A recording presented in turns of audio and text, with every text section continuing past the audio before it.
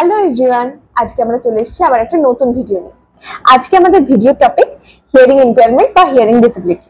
মানে hearing disability কত ধরনের হয়, কি কি কারণ থেকে হতে পারে, এবং হিয়ারিং ডিসেবিলিটি হলে আমরা কিভাবে সেটা অ্যাসেস করবো এবং কিভাবে সেটা ম্যানেজ করবো, সেই নিয়ে আজকে আমাদের টপিক। তো প্রথমেই যেটা হিয়ারিং ইম্পেয়ারমেন্ট বা হিয়ারিং ডিসেবিলিটি আর টাইমিং অনুযায়ী যদি আমরা দেখি, সেটা দু ধরনের হতে পারে। একটা হচ্ছে কনজেনাইটাল, একটা হচ্ছে অ্যাকোয়ার্ড। কনজেনাইটাল মানে হচ্ছে জন্মগত, মানে জন্মের আগে বাচ্চা পেটে থাকাকালীন কোনো কারণে তার কানটা ঠিকভাবে ফর্মেশন হচ্ছে না, ককলিয়ার ঠিকভাবে ফর্মেশন হচ্ছে না, এবং সেখানেই যে হিয়ারিং লসটা হয় সেটাকে আমরা বলি কনজেনাইটাল হিয়ারিং লস।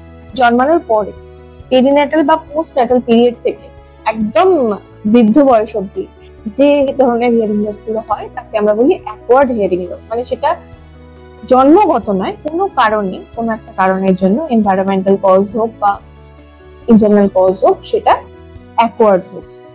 এই দু ধরনের হিয়ারিং লস হয়। এবার এই যে দু ধরনের হিয়ারিং লস হয়, যদি আমার বাচ্চার কনজেনাইটাল হিয়ারিং লস হয়, সেটা নিয়ে আজকে আমরা কথা বলি। আর অন্য একটা ভিডিওতে আমরা কথা বলবো অ্যাকোয়ার্ড হিয়ারিং লস। যদি আপনার বাচ্চার কনজেনাইটাল হিয়ারিং লস হয়, সেক্ষেত্রে ফার্স্ট যেটা হবে, আপনার বাচ্চার আদার্স প্রবলেম থাকতে পারে। ধরুন আপনার বাচ্চা প্রিম্যাচিওর হচ্ছে, বা হওয়ার পর এনআইসিতে রাখতে হচ্ছে, বা হওয়ার পর জন্ডিস ধরা পড়ছে, এই ধরনের কোনো কজ থাকলে সেক্ষেত্রে চান্সেস থাকে যে আপনার বাচ্চার হিয়ারিং লস হতে পারে। বাট সবসময় যে হবেই সেরকম কোনো ব্যাপার নয়।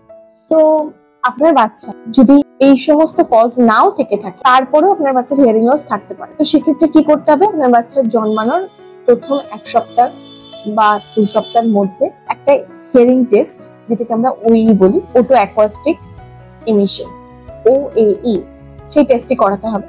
সেই টেস্টটিতে পাস অর ফেল আসে যে আপনার বাচ্চার সমস্যা আছে বা নেই। তারপরে আপনাকে ডক্টর এমনিই বলবে যে 1 মাস পর, 3 মাস পর বা 6 মাস পর যে আরেকটা টেস্ট করতে, সেটার নাম হচ্ছে বেরা। তো সেই টেস্টটি করালে আপনি শিওর হয়ে যাবেন যে আপনার বাচ্চার হিয়ারিং লস আছে না নেই, আর থাকলে কতটা আছে। তাতে কি হবে, আপনি একদম শুরুতে যদি বাচ্চার জন্মানোর 1 থেকে 1.5 মাসের মধ্যে শিওর হয়ে যেতে পারেন যে আপনার বাচ্চার হিয়ারিং লস আছে বা নেই, থাকলে কিরকম ধরনের, কি ধরনের, কতটা হিয়ারিং লস আছে, সেক্ষেত্রে আপনার ম্যানেজমেন্টে অনেকটা সুবিধা হবে। ওই যে আর্লি আইডেন্টিফিকেশন, আর্লি ইন্টারভেনশনের যে নিয়ে যে আমি কথাটা বলেছিলাম, এটা ভীষণ ভাবে হেল্প হয়। এখনকার রিসেন্ট রিসার্চ অনুযায়ী বাচ্চার হিয়ারিং ইম্পেয়ারমেন্ট আইডেন্টিফাই হওয়া দরকার 1 মাসের মধ্যে, তার হিয়ারিং এর ফিটিং বা ককলিয়ার ইমপ্ল্যান্ট হয়ে যাওয়া দরকার 2 মাসের মধ্যে, এবং তার থেরাপি চালু হয়ে যাওয়া দরকার 3 মাসের মধ্যে। This is the new norm.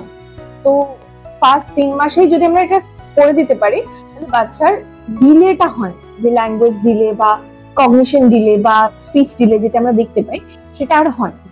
তো আপনার বাচ্চা জন্মানোর সাথে সাথে এই টেস্টগুলি করান, এবং টেস্টগুলি করানোর পর যদি কোনো রকম কোনো সমস্যা ধরা পড়ে, সেক্ষেত্রে আপনি কি করতে পারেন? সেক্ষেত্রে আপনি করতে পারেন ম্যানেজমেন্টের জন্য পরের ভিডিও।